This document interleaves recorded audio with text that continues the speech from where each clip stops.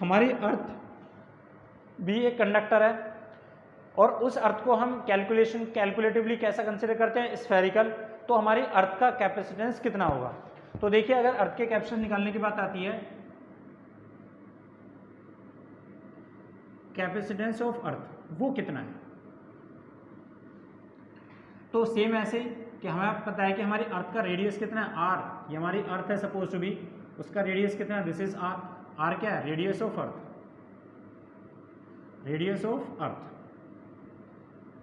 और हमारी अर्थ का जो रेडियस है बेटे, वो रेडियस कितना होता है, 6.4 इंटू 10 की पावर 6 मीटर।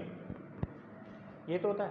अगर मुझे इसका कैप्शंस निकालना हो तो हमें पता है स्फेरिकल कैप्शंस का फार्मूला होता है आर अपॉन में 9 इंटू 10 की पावर 9। तो आर की वैल्यू अगर मैं यहाँ रखूँ 6.4 इंटू 10 की पावर 6 अपॉन में 9 इंटू 10 की पावर 9, तो अगर मैं इस वैल्यू को सोल्व करूँ तो इसका जो वैल्यू आती है वो आती है 711 इंटू 10 की पावर -6 फैरड। कैपेसिटेंस की यूनिट क्या होती है, फैरड। और ये 10 की पावर -6 को फिजिक्स में हम कितना बोलते हैं, माइक्रो। तो इसका मतलब 711 माइक्रो फैरड।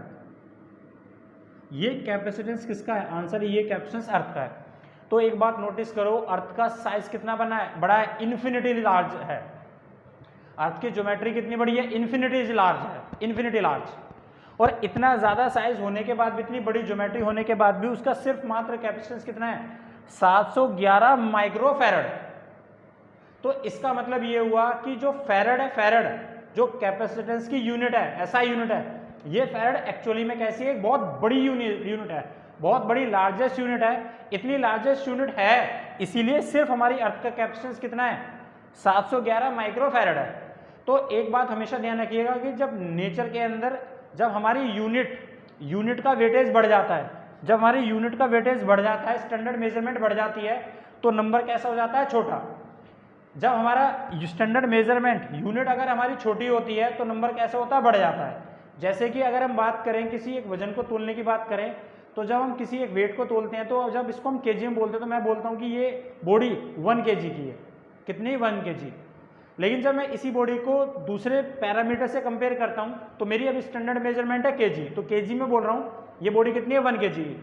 अच्छा, लेकिन जब मैं अपनी स्टैंडर्ड मेजरमेंट बदल लेता हूँ, ग्राम में इसको नापता हूँ, तो मैं बोलता हूँ ये बॉडी कितनी है, 1000 ग्राम की है। तो दोनों में फर्क क्या है, तो आंसर है दोनों में से किस केस में मुझे भारी नजर आएगा, दोनों में बराबर नजर आएगा। सिर्फ उसे नापने के हमारे पैरामीटर अलग हो गए, स्टैंडर्ड मेजरमेंट अलग हुई। जब मैं इसे केजी में नापता हूं तो मेरा नंबर कैसा हो गया, छोटा। इसका मतलब केजी कैसी बड़ी यूनिट है और नंबर कैसा है, छोटा हो जाता है। लेकिन जब हमारी यूनिट स्टैंडर्ड मेजरमेंट छोटी होती है तो नंबर कैसा होता है, बड़ा। तो जब हम 1000 ग्राम बोलते हैं तो ग्राम का यूनिट छोटा है, स्टैंडर्ड मेजरमेंट छोटी है, तो नंबर कैसा होता है, बड़ा। एग्जैक्टली यहाँ पर अगर मैं कंपेयर करूँ तो हमारी अर्थ माइक्रो का मतलब क्या हो गया, 7 इंटू 711 10 की पावर -6। तो इसका मतलब जब हमारा स्टैंडर्ड मेजरमेंट बहुत बड़ी हो जाती है तो अगर मैं कैप्शंस को फैरड में नाप रहा हूँ तो नापने वाली जब यूनिट बहुत बड़ी होती है तो नंबर हमेशा कैसा होता है, छोटा। इससे एक बात बिल्कुल साफ साफ समझ में आती है कि जो फैरड है, farad is a very large unit, एक लार्जेस्ट यूनिट है फैरड। इसीलिए इतनी बड़ी यूनिट है कि हमारा अर्थ का इतना बड़ा साइज होने के बावजूद भी उसका सिर्फ कैपेसिटेंस कितना है, 711 माइक्रो फैरड है। कितना है, 711 माइक्रो फैरड। इसका मतलब एक फैरड कैप्शंस को बनाना, एक फैरड कैप्शंस को बनाना क्या है, प्रैक्टिकली इम्पॉसिबल है। क्यों? क्योंकि अर्थ की इतनी बड़ी ज्योमेट्री होने के बाद 10 की पावर -6 में जाके कैप्शंस बन रहा है। तो सोचो कि एक फैरड कैप्शंस को बनाने के लिए लगभग हमें कितना साइज चाहिए, 10 की पावर 6 प्लस में लगभग इतना और साइज चाहिए, तब जाके तो क्या बनेगा, तब जाके हम एक फैरड कैप्शंस को बना सकते हैं, जो प्रैक्टिकली कैसा है, इम्पॉसिबल है। इसीलिए फैरड इज ओनली ऐसा यूनिट ऑफ अस, प्रैक्टिकल जो यूनिट है हमारी, प्रैक्टिकल यूनिट ऑफ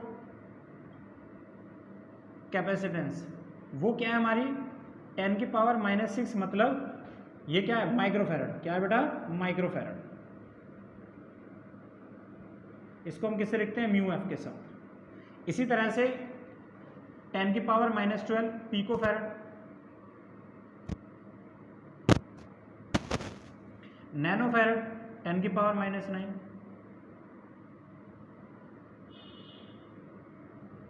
तो फैरड क्या है, फैरड एक हमारी ऐसा यूनिट है ओनली, लेकिन प्रैक्टिकली हम किसको यूज़ करते हैं, तो आंसर है प्रैक्टिकली हम 10 की पावर -6, 10 की पावर -12, 10 की पावर -6, क्योंकि आपको पता है आपके इतनी बड़ा साइज होने के बाद इसका कैपेसिटेंस कितना है 711 माइक्रोफैरड।